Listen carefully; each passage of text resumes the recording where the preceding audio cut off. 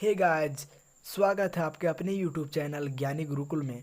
दोस्तों, यह model paper class 11th का है। ज्योग्राफी का सेट 1 का है, जिसमें हमने 3 पार्ट में विभक्त किया है। अगर आपने पहला और दूसरा पार्ट नहीं देखा तो डिस्क्रिप्शन में लिंक दे देंगे, जाके देख लीजिएगा।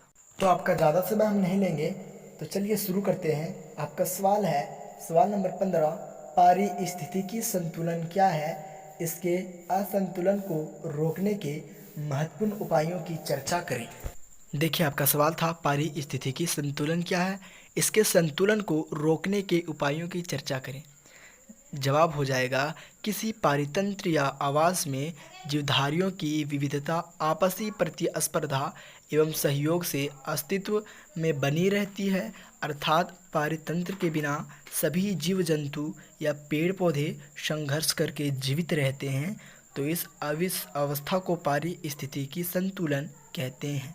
उसके बाद इसमें एक और सवाल है कि इसके असंतुलन को रोकने के उपाय की चर्चा करें। तो हम लिखेंगे, पारिस्थितिकी असंतुलन को रोकने के निम्नलिखित उपाय हैं। आपका पहला पॉइंट हो जाएगा, मनुष्य द्वारा पर्यावरण को नष्ट करने या पेड़ पौधे के काटने पर रोक लगाना चाहिए।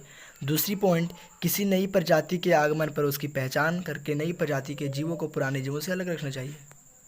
आपके तीसरी पॉइंट है, कुछ प्रजाति के जीव अपने भोजन के लिए दूसरे जीव पर निर्भर रहते हैं, इन जीवों को नष्ट नहीं करना चाहिए। चौथा पॉइंट, वनों में आग लगाना, वनों में झूम खेती करना या जंगली जानवरों का शिकार करना इत्यादि कार्य पर रोक लगाना चाहिए।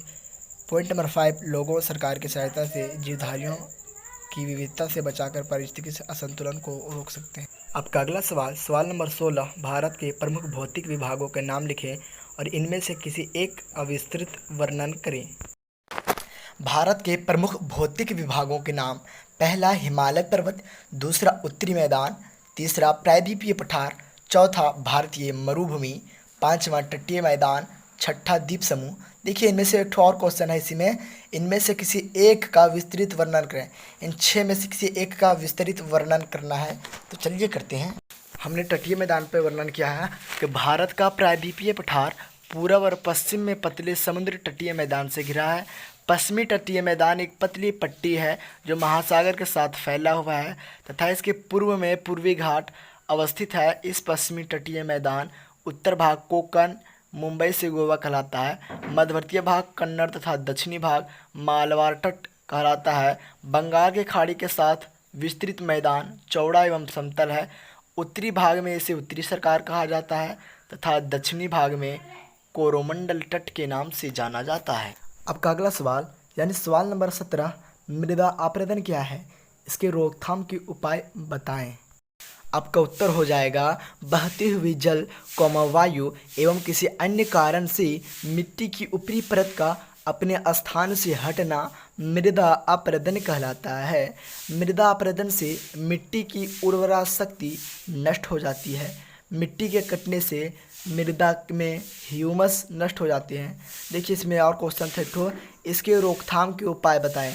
तो लिखेंगे हम नीचे, मृदा अपरदन को रोकने के निम्नलिखित उपाय हैं, जिनमें से पहला पॉइंट हो जाएगा, पहाड़ी इलाकों या ढलान वाले क्षेत्रों में सीढ़ीदार खेती करनी चाहिए एवं समुच्चरेखीय जुताई करनी चाहिए। दूसरा ऑप्शन में हम लिखेंगे, खेतों के चारों ओर रक्षक मेखला तैयार करनी चाहिए। तीसरी, अधिक से अधिक संख्या में पेड़ पौधे झाड़ियाँ कांटेदार वनस्पतियाँ कांटेदार झाड़ियाँ उगाना चाहिए। चौथी पॉइंट में लिखेंगे, अधिक वर्षा वाली क्षेत्रों में पशुओं की अत्यधिक चराई पर रोक लगाना चाहिए। और पांचवी पॉइंट में लिखेंगे, तेज धारा से बहती जल के बहाव को कम करने के लिए बांध बनाना चाहिए।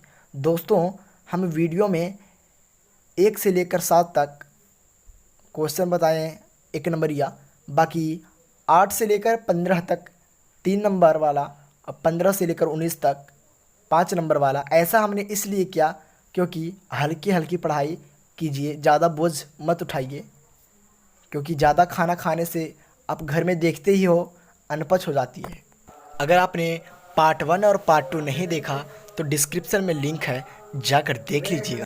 अगर आपको वीडियो अच्छी लग रही हो तो चैनल को सब्सक्राइब करें, बेल आइकन को भी प्रेस करें, क्योंकि वीडियो से आपको कुछ ना कुछ तो सीख मिल रही होगी। आपका अगला सवाल सवाल नंबर 18, उत्तर भारतीय नदियों की महत्वपूर्ण विशेषता क्या है? ये प्रायद्वीपीय नदियों से किस प्रकार भिन्न है, यानी किस प्रकार अलग है प्रायद्वीपीय नदियों से? तो चलिए बताते हैं। आपका उत्तर हो जाएगा उत्तर भारतीय नदियों की विशेषताएं निम्नलिखित है, जिनमें से पहला पॉइंट है उत्तर भारतीय नदियां हिमालय पर्वतमाला से निकलती है और बंगाल की खाड़ी में गिर जाती है। दूसरा, उत्तर भारत नदियां पर्वत से नीचे उतरते समय रेत, कोमक्कन, उपजाऊ मिट्टी इत्यादि बहाकर लाती है और विशाल डेल्टा बनाती है। तीसरी पॉइंट में यह लिखेंगे कि यह नदियां बारहमासी होती है। बरसात के बाद गर्मियों के में बर्फ़ के पिघलने से हमेशा पानी भरी रहती है।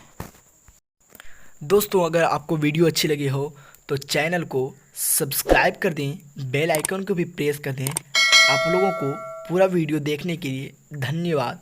अगर आपने पार्ट 1 और पार्ट 2 नहीं देखा तो जाकर देख लें, डिस्क्रिप्शन में लिंक दे दिएगा, जाकर देख लें। Thank you very much.